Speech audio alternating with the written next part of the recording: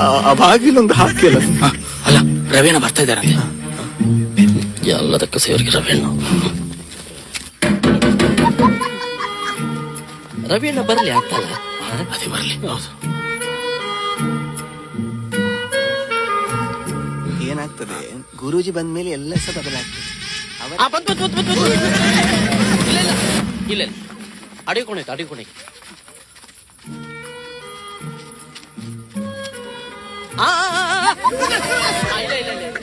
ಸಾರಿ, ಒಳಗೆ ಹೆದರ್ಬೇಡಿ. ಒಳಗೆ ಅಮ್ಮ ಇದ್ದಿದ್ರೆ ಚಿಕ್ಕಪ್ಪ ಅಲ್ಲ, ಯಾರು ಸಹ ಮನೆ ಅಂಗಳಕ್ಕೆ ಕಾಲಿಡ್ತಿರ್ಲಿಲ್ಲ.